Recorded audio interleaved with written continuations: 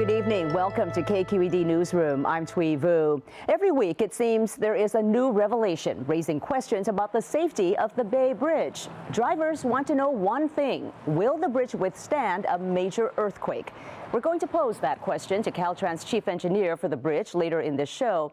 But first, we're going to talk about the state budget. California's budget surplus keeps growing. The state has taken in $6.7 billion in additional revenue since January. That may sound like a lot of money, but Governor Jerry Brown said that surplus is not as big as it might seem. The other side of that, of course, is what we've seen over the last decade or so, where you have all this red ink and the surpluses are rather modest. And here you see where we are. We barely have a surplus. And even if you had the rainy day fund, that would come up about where that black bar is. And nothing like all the red bars. Or, you know, I thought of another way to do this. If we put it this way, you can see that we're really doing well. There are a lot of restrictions on how the state can spend the money, but the governor has some plans for some of it. Scott Shafer is going to discuss those plans with a panel of guests. Joining me are Jill Tucker, San Francisco Chronicle education writer, David Crane, Stanford lecturer and president of political advocacy organization Govern for California, and KQED senior politics and government editor John Myers joining us from Sacramento. Welcome to all of you. And John, let me begin with you up in Sacramento. A big week for the governor. You were there when he unveiled this updated budget. What were your takeaways? You know, Scott, I think that the big message here is it continues more of what Brown has done since he came back into office, which is try to kind of chart some kind of middle path between what most Democrats want, which is more spending, and not spending enough. Whether or not he did that remains to be seen. And the other part that I really find interesting here is that it showed, I think, the governor's skills as a politician. You know, the guy likes to talk about policy, and I don't think people think of him all the time as a pure politician, but he had a pretty couple of good moves here. I think he outflanked Democrats in the legislature a little bit on issues about the working poor, and we'll talk about that in a moment, I'm sure, with tax credits. And I think also he scored a win-win on the issue of tuition raises at UC with Janet Napolitano and these private meetings they've been having. They unveiled this deal that I think shows Brown's a pretty good politician. I think that really set the tone for not only this budget, but what's going to happen over the next month. The governor certainly seems to have gotten what he wanted. And we'll come back to both those things in a minute. But John, I've heard you describe Jerry Brown's budget as a manifesto of moderation. What does that mean? Well, I mean, I feel like that it's Jerry Brown's governing philosophy, Scott. I think that you know, the governor seems to always try to find some way to take a portion of what people are saying and use it to his advantage. And I think those first two topics we talked about that way, I think he's done it all through his career, especially in these last 4.5 years back in Sacramento, whether it was about taxes or spending. And again, I think you see the governor here giving people a little bit, but again, telling them he's not going to go as far as they want to because he doesn't think it's fiscally the right thing to do. Whether the governor keeps that upper hand over the course of the next couple of years as his term ends, I think remains to be seen. But right now, the governor's driving the ship, both on how much revenue he thinks we're going to get. They're his numbers, not somebody else's. And what do you do with it? Well, and you made that reference to the tax credit for low-income folks, the earned income tax credit. And we're going to roll a clip of the governor in a moment, John. But before we do, just describe, if you could, briefly what it is. Simply, it's a tax credit for the working poor. So it is the people who earn the lowest amount in California. For instance, a family of 4, this would only apply if they only earned about $14,000 a year. That really is the lowest of low income. They would get money back automatically from their taxes when they filed them. It could be a few $100, it could be up to $2,000, but it is instantly cash back in people's pockets. There's a federal earned income tax credit. This would match along with it. And a lot of people think it's the right thing to do. All right, well, let's hear what the governor had to say about it. Gerald Ford. And given the tremendous growth in income on the part of higher income people, I thought it would be reasonable to establish this program in California. I've always liked the earned income tax credit because it doesn't have any particular bureaucracy or complexity. It's just a straight deliverance of funding to people who are working very hard and are earning very little money. So David Crane, the governor's been under pressure to do something about poverty. When you think of all the things you can do Raising the minimum wage is another. How does the earned income tax credit stack up? I think of the choices that he was presented, it's probably the smartest choice for the reason the governor described. It's a way to get benefits to working poor without establishing a new bureaucracy. The bigger issue is whether or not it moves the needle very significantly in a state where even in the governor's own budget, they described that by some measures, a quarter of the people live below the poverty level. That's nearly 10 million people. So if you're really going to move the needle with respect to poverty, you have to do much more, which we can get into a little bit today. Well, and how much money are we talking about? I think about $380 million. It's not a huge amount. But per person, I mean, to an individual. I think I heard about $460 maybe in their pocket, You would know better than I. John, is that going to satisfy Democrats, especially in the legislature? Well, I think it's going to be awfully hard for them to turn him down on it, Scott. I mean, they had some ideas of their own, Democrats in the legislature. This was on their wish list. There have been discussions of a larger earned income tax credit than that. The governor, of course, again, charting that middle path, finding some way to give people something, but not quite what they wanted. I think it's awfully hard in the political narrative to say no. We're not going to do this. We're not going to help anybody. I think the governor's going to win on this. And I think to David's point, the question is, does it solve the problem enough? I mean, there are people that this doesn't affect. I mean, this is the lowest of low income. What about other working class Californians who might need some relief in some way, shape, or form? And Jill Tucker, it's been years of cuts for schools. And so schools and educators are happy that some of this money is going to the schools. And in fact, by law, most of it has to go, or a lot of it anyway. To what extent is this going to make up for all the cuts in the past few years? Well, I think we're getting closer. I don't know that while the amount is really close to where the schools were before the recession, and I think they're exhaling for the second year in a row. But a lot of these programs were cut so deeply that trying to get back to the low class sizes, trying to get caught up on teacher raises or cost of living increases, I think they're still a little cautious. You're still seeing districts really struggling to decide how much teacher raises to give, how much to commit. I think everybody is still feeling that fear and agony of the recession. It was so strong that really they're trying to weigh how much to put into this, but really they're getting a lot more money. Yeah. They're getting $6 billion more than they thought. It's a lot more than they thought they were going to get. So in that sense, don't get me wrong, they're very happy. Yeah, well, they're much happier than the poverty advocates. But how does it play into, David, the concerns about long-term costs? I mean, the governor has said as part of this manifesto of moderation, we don't want to commit money today for the long term if we don't know it's going to be there. I mean, are these teacher increases going to put costs on the books, going forward forever? Well, I like what John said earlier, that this budget proves what a phenomenal politician Jerry Brown is. Because what he did is, I view this as a custodial type budget. It's a good budget for somebody who understands, as the governor described very clearly in his budget, the cycles of California's budgets. And he knows that the tide will go out just the way it came in because stock markets will correct. The stock market's up 60% during his tenure, which is more than it went up for Gray Davis and more than it went up for Schwarzenegger. So revenues are way up, and he wisely, in my view, isn't going to spend it on current programs. So the EITC is a good way to do it. The Oakland concept of Oakland School District. The Oakland School District of giving a bonus rather than baking something into their salaries is a good idea. But what he didn't address is all the problems that actually cause all the problems when the tide goes out. So, for example, spending today in California on most services is lower now than it was before the recession, even though revenues are up 30% higher. And that's because the state is spending so much more on health care, pensions, retiree health care, and compensation. He didn't address those problems. And that's really what he has to do if he's going to address the cycle. Well, I want to talk about how you mentioned health care. And one of the things that the governor did is he put some money in the budget just in case for Medi-Cal, if President Obama's executive order putting some folks who are here without documents on the path to citizenship. Let's hear how he described what he did and why. We're putting money in for immigrant health care to cover those in the event that President Obama is successful in putting a certain number of immigrants on the path to citizenship, or at least the path. John Myers, how big a departure is that for a governor to put money aside for something that we may or may not have to spend it on?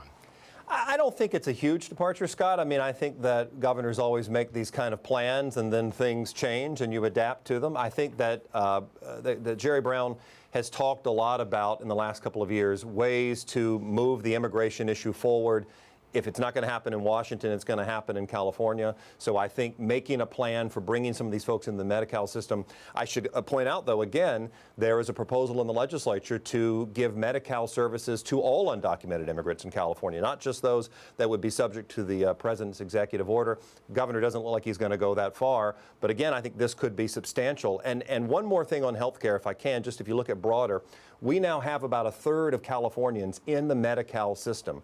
It's a phenomenal number, and I think it goes to show the complexity of these income gaps in California and how you deal with them, if you can deal with them, from a state government level. Jill? Yeah, John, I wanted to ask you, you know, for education, that money is locked in by Prop 98 and other things. He's made a deal with Janet Napolitano for the no tuition increases. The committee of two. Yeah, the committee of two. He set aside money for the immigrants. He, you know, he's talking about all these things. I'm wondering, where is the wiggle room? Where are the debates going to be in the legislature in terms of what kind of money is out there for them to play with? I think that he's narrowed the playing field a lot, Jill, and I think that's actually one of the more interesting parts of the way that Jerry Brown has governed up here. I think that there's not a lot of wiggle room outside of those issues. But even if I can just to go inside those issues, remember on the UC thing, which we haven't really talked about here, this deal that Brown and Napolitano have struck, 2 years of flat tuition for in-state students, so no tuition hikes. And in exchange, the state is going to give some operating money, but some money towards UC's pension problem, it's got a pension problem, and these other needs, these infrastructure needs. All of this, again, I think Democrats in the legislature, they have been talking about more. They want more accountability for UC. They want a longer guarantee. They want UC to explain how it spends all of its money. I think that could be a debate. And I think, again, some of these health and human services programs, we talked about Medi-Cal. There are people who say, you know, Governor, you've got all these people in the Medi-Cal system, but if they can't find a doctor, what's the use? Doctors aren't taking Medi-Cal patients because they don't get reimbursed a lot of money. That's an expensive thing. So I think those are the push and pull areas. But again, the governor has the upper political hand here. Yeah. I think it's going to be awfully hard to see him give up a lot more over the next month. Just about a minute left. David Crane, as the governor pointed out, we're not out of the woods. I mean, this is a good year, but we have a lot of problems left. What would you like to see the governor and the legislature work on once they get this budget done in terms of getting our fiscal house in order? I'd like to see them address the 4 chronic issues, which are pensions, retiree health care spending, which is Medi-Cal essentially, and a dysfunctional tax system. And UC is a good example of this. It's a convenient punching bag. It's a distraction. The reason UC raises tuition is because the state has cut spending at UC, and the reason that they've cut spending at UC is because the state is spending so much more on pensions and retiree health care and things like that. And then the other big issue, Scott, is the state they crammed down $170 billion worth of pension costs on K through 12 education, which we're going to start seeing in a couple of years, which will decimate that system. All right. Well, and they've got till June 15th to work it all out. David Crane from Govern for California, thanks so much for being here. Jill Tucker from the Chronicle, and John Myers up in Sacramento. Thank you all very much. And now to the Bay Bridge. You're looking at some of the hundreds of rods that hold the bridge together. One of the rods failed a key structural integrity test last week. The test results suggest that salt water may be causing the rods to corrode, threatening the new Eastern Span's foundation. It's the latest in a long list of problems. Joining us now in the studio to talk about this are Steve Heminger, Executive Director of the Metropolitan Transportation Commission, Jaxon Van Derbeken, San Francisco Chronicle reporter, and Brian Maroney, Caltrans Chief Bridge Engineer. Mr. Maroney, first I want to play a comment from when you appeared on our show last year following revelations of the first batch of broken rods along with cracked welds. You insisted then that the bridge was safe. Let's take a look.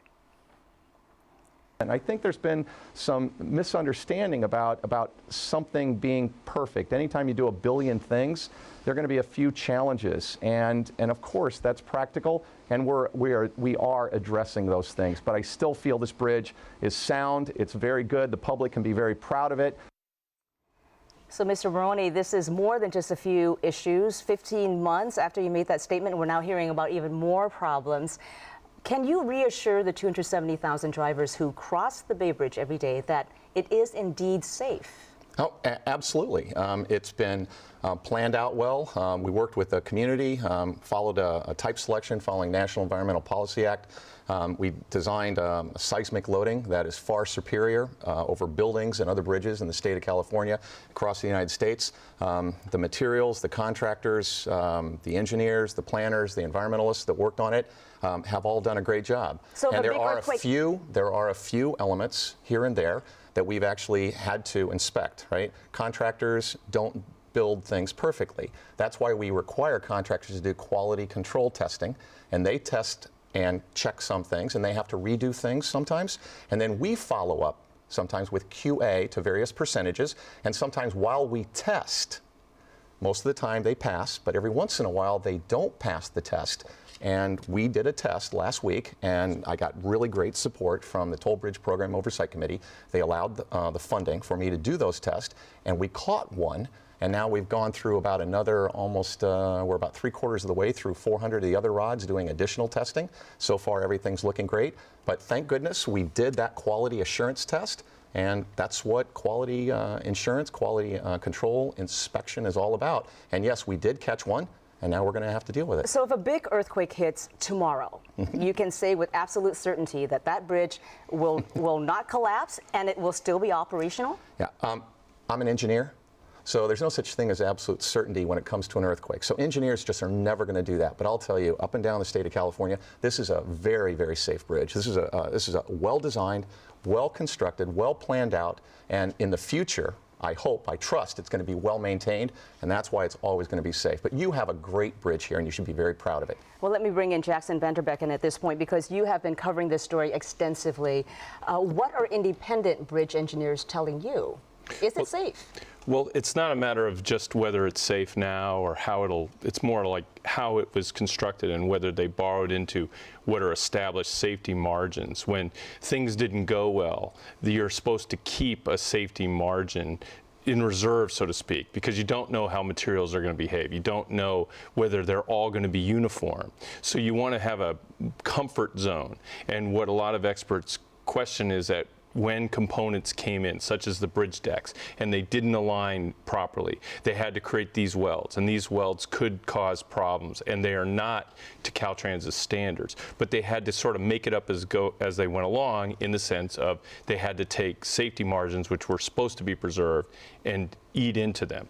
So, and then when we have in this tower, you've got a whole nother issue where components that were designed to last 150 years and be resistant to corrosion may be succumbing to corrosion. There's already signs of cracking, and there are issues, and they have only been around for just a short time. So, Steve Heminger, who should be held accountable? The folks who built this bridge are one party. The folks who designed this bridge are another party, and the folks who oversaw the design and the construction are a third. I think we do need to connect accountability to particular problems, though. And on the east pier of the bridge, we had a particular problem. A bunch of these rods broke, and we had to spend $25 million to fix it by replacing it with a different kind of fastening device. That cost we intend to recover because it was a problem, and there was accountability that we established after an investigation. In the foundation of the tower, we're not quite sure we even have a problem yet. We do know that we have water down there, and we don't want it there. And whether it's fresh water or salt water, we want to get rid of it. But whether or not it has affected the rods that hold down the tower, we're still in the phase of our investigation where we don't know the answer. There's a lot of public frustration right now, as you all know. The MTC recently approved $4 million to look into that saltwater issue that you just pointed out. And a lot of people want to know, why hasn't anyone been held accountable yet? You've mentioned 3 parties that should be held accountable, and no one really has. The reason we don't have any kind of financial settlement on the East Pier is because we don't have a completed contract yet.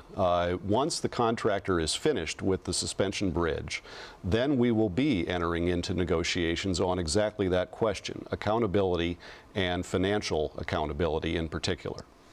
Mr. Maroney, he thinks Caltrans should be one of the parties held accountable. Do you feel that this is more of a design problem, or is it a Caltrans execution problem, and therefore you should be held accountable? Well, I'm an engineer, so I like to look into the test data. I like to complete the investigation, be thorough, be complete, be thoughtful, be meticulous, and then evaluate the facts, analyze those. Then there's an accounting, and that day is coming.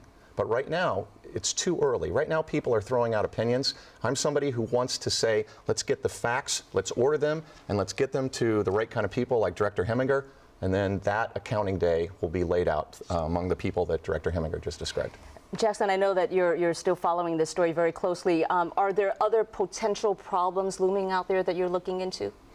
Well, I think we know a lot, and then there's a lot we may not know until something else. They call, Brian Maroney uses the phrase shakedown. So there's a chance that there are other problems that could be materializing over time. The problem with the tower rods was one that they didn't think they had, and they basically stumbled onto it when there was evidence that caulking that was supposed to be keeping watertight seals around these rods at near their base started to peel up, and there were signs that water had been getting in, and then they look further and then they find water, and they look further and now they're finding salt water. So they didn't think they had water, and now they very well may have salt water, so which is another problem altogether than what they originally envisioned. So things evolve, and we you just don't know as the shakedown continues, so to speak. And Brian, I know you mentioned earlier that you are inspecting the rods, and so far all the ones you've inspected so far have come up clean.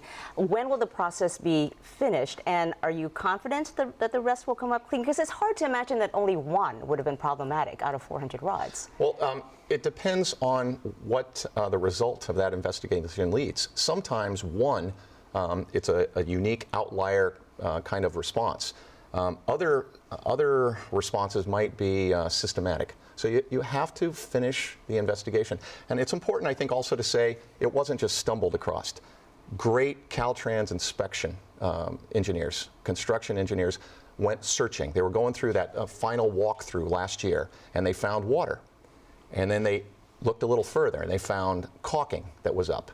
And then they pulled up 12, found water. Pulled up 100, found water. They went searching, and that's their job to do that, part of that QA, quality assurance. So it's their job. They did a good job finding it, and now we're going to make sure the contractor goes back and grouts those as they should have done in the first place. There should have never been water there, and somebody will be held accountable for that. Steve, the list of problems here seems to go on and on. I mean, broken rods, water leaks, corrosion, cracked welds, misaligned road decks. Who should pay for all these repairs? Again, Thuy, I think we do need to distinguish between problems and questions. And some of the issues you just raised, I think, I would put more in the form of questions. There is not a consensus that they are problems. And in the case of non-problems, I don't think there has to be accountability. What are the non-problems? The notion of welds cracking. There were cracks in welds when they were made in China, where the bridge was fabricated. Those were corrected before the shipment of the boxes occurred and before the steel came to America. So it's true that there were cracks at a point in the production process, but by the time they got here, the cracks had been fixed. And not only that, but we commissioned an independent group of engineers and experts to make sure we had done that job right, and they concluded that we did. So there have been a few urban myths that have grown up around the bridge, and it's understandable because some things have gone wrong, and we need to fix the things that are wrong. But it doesn't help us fix them when we're trying to address phantoms and non-problems together with the real ones. So fair enough. Who should pay for the real problems then? The real problems, again, we have done an investigation of one of them, the one that caused a particular fix to occur, and that fix ended up costing us $25 million. And we determined that the three parties I mentioned earlier, the contractor, the designer, and Caltrans, were accountable for it. And as Brian indicated, we will be fixing that accountability financially before all is said and done. I think a lot of people out there are feeling like the taxpayers are having to pony up once again. I mean, tolls went from $1 to $6, partly to pay for the new Bay Bridge. If you are a daily commuter on the Bay Bridge, it now costs you about $1,500 a year to use the bridge. And we're getting a bridge that, despite your reassurances, Brian, a lot of people feel is unsafe and problematic. Jaxon. Well, the issue of safety is, I tell a story, is it's safe to drive a car without a seatbelt. Well, it is if you're not in an accident. So you have to look at the understanding that this bridge is designed to be seismically endure a tremendous seismic event. For 150 years. For 150 years. So there's wear and tear, there's normal wear and tear, and that's one of the issues of the welds. These crack welds are not a seismic threat, but there have been questions raised by even Caltrans engineers about their long-term durability, whether they can survive the rumble and that cars and trucks provide over many, many years, millions and millions of traveling times. So that's one thing you've got. Then you've got the issue of whether the seismic components of the bridge, which it is a very important seismic design that they embarked upon here, but there are also questions about lack of redundancy. There's only one tower, there's only one cable, and you've got people asking questions about, you know, a component like unlike typical suspension bridges where there are more than one tower and more than one cable. Let me ask Brian about that, because you're bringing up some good points, people asking questions, and it all gets to the issue of public confidence and public trust. Brian, just real quickly, this bridge was years late, it's over budget, now there are all these safety questions. How can you restore public trust? Well, first of all, we have to be transparent. Like, for example, I travel up and down the state of California communicating to the American Society of Civil Engineers, Structural Engineers Association of California, universities, when they ask me and I explain them in details. You started this interview, this discussion with a rod failed a test. I want to make sure you understand, we are testing the other 421 rods, not only for pre-tension load, but for a seismic load. We're actually doing a proof test, a practice earthquake run on those other rods. We're 3/4 of the way through of them so far, and they look great so far. We're going to finish that next week, but that's important. We're actually doing a proof test on an earthquake load, okay? Right. And the inspection that we've done on this, the number of people, tremendous, extraordinary extra steps beyond what's normally done on a bridge. All right, fair enough. Brian, thank you so much. Thanks to all of you for being with us. Steve Heminger with MTC, Brian Maroney with Caltrans, and Jaxon Van Derbeken with the San Francisco Chronicle. And that is going to do it for tonight's show. For all of KQED's news coverage, please go to kqednews.org. I'm Thuy Vu. Have a good night.